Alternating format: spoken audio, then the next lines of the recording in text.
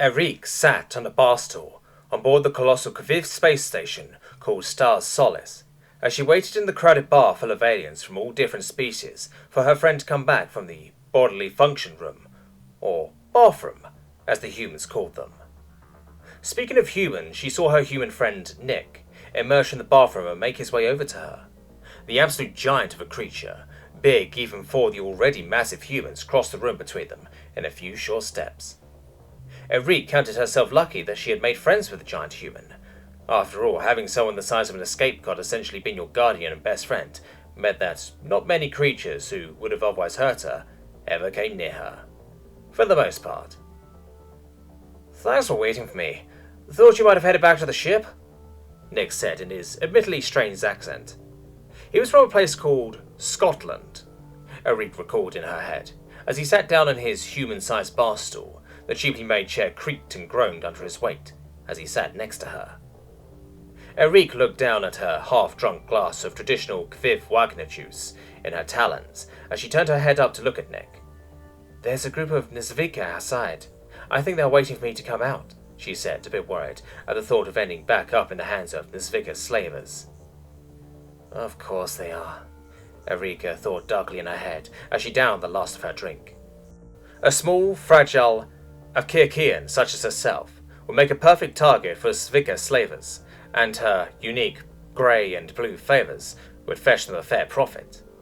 It was even worse given the fact that nearly every species in the galaxy bar humans wouldn't do anything about it, saying it wasn't their place to disrupt their culture. The Svika were a nasty bunch who stole who they could, and sold them off for profit to the darkest corners of the galaxy to work for cruel beings in mines or factories in horrendous conditions, if they were lucky. She and every other being in the galaxy has heard the stories of the traditional Svika feasts. Her grey and blue feathers shook to even think about it. Nick downed the last of the alcoholic drink in hand. Humans were the only creature in the known galaxy who could drink alcohol without their insides turning to goop or being poisoned by the nasty chemicals in the drink. Arin had tried a tiny sip of alcohol once, and ended up being rushed by Nick to the closest medical centre for heavy doses of anti-poison and other drugs. "Welp, you're ready to go, hen," Nick said, as he tapped his chest twice in quick succession, and a matte black heavily armoured weapon suit materialised over his body. Only his head remained uncovered, as the suit's helmet was clamped on his back, as he stood up and crashed forward to avoid hitting his head to the ceiling. "Yeah." Arin stood up also, and was quickly reminded of the size difference between themselves as she only reached halfway up Nick's thigh. She too tapped her chest, and a much, much lighter suit of armour of a light grey and purple colour covered her body and wings. "Right then, I'll pay for the drinks now, and you can transfer your share once we get to the ship," Nick said, before turning towards the bar to pay the hefty amount that two had drank. "Fine by me, I'll transfer you my share once I get to the ship," Arin said. The two made their way to the bar's exit, with Arin walking out the door before his automated blast shielding slammed shut and locked Nick inside. "What the hell?" Arin heard Nick's muffled yells as he banged his fist at the door. "Nick, you alright? What happened?" she said back as Nick's pounding subsided. "The effing door closed in my face is what happened," Nick yelled through the thick reinforcements as he turned to face the bartender. Arin's helmet materialised over her head and beak as she looked around her, and her two avian eyes landed on a large group of the Viske, standing a few meters away from her. As she looked over them, they all turned their heads to stare directly at her. "Oh, fuck," she muttered under her breath. Almost immediately, the group of 7 or so Nesvika turned their insect-like heads to look at each other, and they nodded and clicked in approval. A short and stocky Nesvika motioned towards her, and they advanced. They towered over her as they began to approach her, stick-like appendages stuck from their bodies as two of them pulled stun guns and restraints from the belts and bags they wore. They let off a series of clicks which a translator picked up as, "Come here, you little featherball, and maybe we'll go easy on you." One of Arin's taloned hands curled around the grip of her las gun as she began to back up towards the bar door, only to bump into something hard as she spun around to see even more Zvika had appeared from around the corner. "Damn it," she thought in her head, as she was completely surrounded by the insect-like creatures, each clicking in precise waves of excitement so fast her translator couldn't keep up. However, a few words did come through, and she couldn't imagine. "I'm going to have fun with her" could mean anything good. Nick better hurry up with that blasted door. I don't think I'm going to be able to do much by myself, she thought. The largest Nazvika tried to grab her, but she dodged out of the way and shot the insect twice to the chest, the small lasgun burning through the chitin on the first shot, and the second impacting and melting the soft insides of the Zvika. Nick's arguing with the bartender was interrupted as his head snapped to the sound of lasgun fire from outside, or to be more specific, the lasgun he had specifically made for Arik. Oh shit, Eri! Nick turned and bashed the door a few times, but it wouldn't budge as he turned to face the bartender whilst foaming at the mouth. Open this damn door right now, or else I'll rip those crab-looking arms off you and fuck you with them! The Kazik bartender sighed as he turned his eye stalks upwards to face the giant human. Look, human, he said with malice dripping out of his voice. Those doors aren't going to open any time soon. And besides, listen to all the gunfire outside. It's much safer in here. Nick was tempted to melt the door and the barman with the anti-tank cannon fixed to his shoulder before he heard a scream of pain from outside. Eri! The Nazvika pounced on her as she fired a few more shots from her pistol uselessly until both it and the talons holding it were ripped from her hand. She cried pain as fire spread through her body, blue blood dripping from her now talonless fingers. They ripped her armor off along with the bodysuit underneath as they began to brutally beat her frail feathered body. Erika started to cry as the Nazvika used their long thin arms as whips and clubs to beat her. The beatings finally stopped as one of the insects wrapped two of its 6 arms around her neck as it lifted her off the ground. We were just going to sell you off to whoever paid the most, but now I think me and all my crew can use a bit of fun and a meal to the next station or planet we find.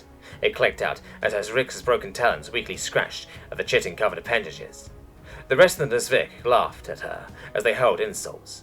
She started shaking in fear, as all she could do was pray to the ancient gods that Nick would save her. And we bribed the barman so that he would keep the blast shutters down long enough to get you to our ship. That human is not coming to help you. Nick roared in an adrenaline-filled rage as he smashed his plated fists into the barricade as several large dents started to appear in the door. The barman stood behind him with a look of worry now present over his face. Look, human, take it easy, alright?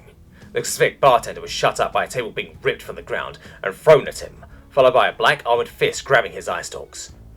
Open the damn door, or I'll kill you and do it myself, the human said in a low, menacing voice. The door, it's automated to stay closed. It's not going to open, the bartender said, as green, bloody, dripped from several cuts in his face before he was launched into the dented door and turned into a splat. Not good enough, Nick growled as his helmet slid over his face before giving the door one final rage-fueled kick. Then the zig was cut off by several loud bangs coming from the bar and dents beginning to bulge outside of the bar's barricaded door before the door was sent off its hinges into the floor. And the sight that followed will stay with Arik for the rest of her days. Quickly, two of the Zvik had holes the size of a head blown through their bodies as Nick emerged from the bar, his armor covered in the barman's green blood as he charged into the group of the Zvik and started tearing them apart. Nick towered over the Zvik as the shortest of them came to his groin, and the tallest came to just under where his stomach would be as he grabbed the Zvik holding her and crushed his skull in his hand, and without making a sound, turned to deal with the rest of them.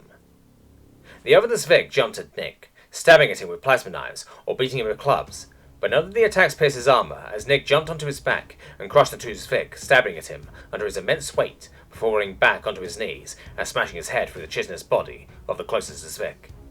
The remaining crew of the insects turned tail and ran away, but one stayed and pulled a gun from his belt and pointed it at Arik's feathered head. Step back, you demon, or I'll kill her! The rather small Zvik yelled as he pointed the gun at Nick, who was now covered in a thick layer of blood and gore. Nick said nothing, and stood to his full height as he pulled a large slug thrower from which was magnetically locked to his leg and blew a hole through the skull of the insect before it could even react. Nick locked the pistol back on his leg and scooped up the small form of Arik in his arms as he cradled her to his chest. Oh, sorry, I'm so sorry. I couldn't get her sooner. The barman wouldn't open the door. Nick was cut off as Arik pressed a hand to his helmet, where his lips would be. It's okay. They paid the barman to keep the door shut. Arik choked out, her eyes so blurry with tears she could barely make out the helmet's glowing blue eyes.